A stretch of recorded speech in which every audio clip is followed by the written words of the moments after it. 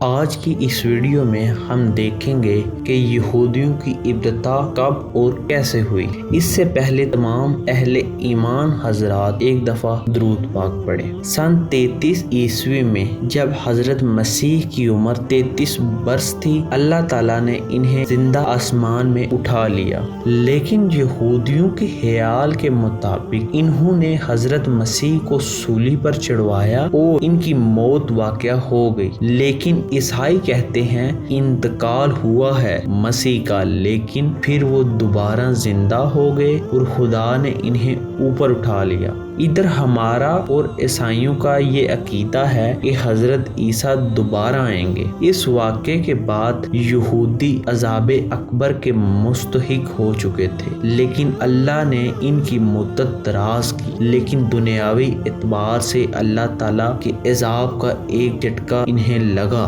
حضرت عیسیٰ مسیح کے اٹھائے جانے کے 37 برس کے بعد یعنی سن 70 میں یہودیوں نے رومیوں کے خلاف بغاوت کی، اور اس کے برعکس رومی جنرل ٹائٹس، جس نے 1,33,000 یہودی یروشلم میں قتل کیا ایک دن میں، اور ہیکل سلیمانی گرا دیا، اور وہ آج تک گرا پڑا ہوا ہے، اور یہودیوں کو ارض فلسطین سے نکال دیا۔ اب رومی بہت طاقتور قوت تھی اپنے وقت کی۔ رومی عیسائیوں اور یہودیوں دونوں کو بہت مارتے اور ستاتے تھے، اور پھر سن 300 میں قسطنطنیہ کی پوری سلطنت عیسائی ہو گئی۔ اب عیسائی مار سے بچ گئے، لیکن یہودیوں کو ویسے ہی مار پڑتی تھی، کیونکہ عیسائی جس کو مانتے تھے وہ عیسیٰ مسیح تھے، اور وہ سمجھتے تھے کہ ہمارے مسیح کے قاتل یہ یہودی ہی ہیں، اور وہ ان کو بہت مارتے تھے، اور یہودی ایک گالی بن گیا تھا، جیسا کہ ہم آج بھی کہتے ہیں کہ وہ فلاں شخص بہت بڑا یہودی ہے۔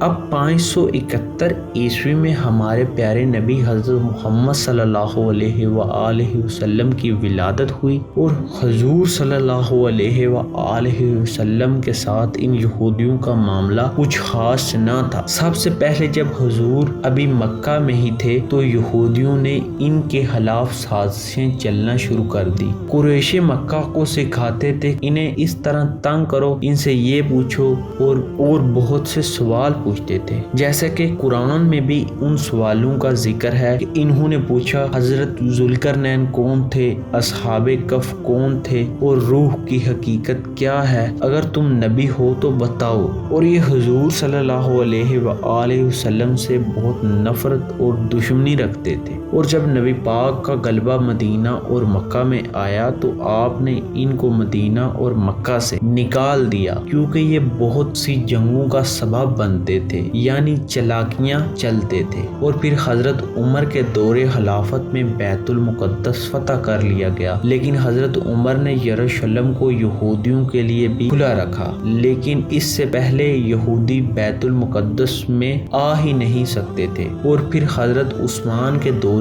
خلافت میں یہودیوں نے حضرت عمر کے احسان کے بدلے ان کی پیٹھ پر چھرا گھونپا، یعنی مسلمانوں کو آپس میں لڑوایا، اور مسلمانوں کو جو نقصان پہنچایا آج تک ہم اس نقصان کی بھرپائی نہیں کر سکے، یعنی انہوں نے ہم مسلمانوں کے درمیان فرقہ واریت عام کر دیا، اور آہستہ آہستہ کر کے یہودی بہت ہی چلاکی سے اپنی قوت کو مضبوط کرتے چلے گئے، اور دیکھتے ہی دیکھتے انہوں نے اپنی ایک ریاست قائم کر لی۔ ہم پاکستان اس ریاست کو نہیں مانتے۔ ایک دفعہ تمام اہل ایمان حضرات درود پاک پڑھیں۔ آج کی یہ ویڈیو ادھر تک ہی۔ اگر آپ کو یہ ہماری ویڈیو پسند آئی ہو تو ہمارے چینل کو سبسکرائب کریں اور بیل آئیکن کو کلک کریں۔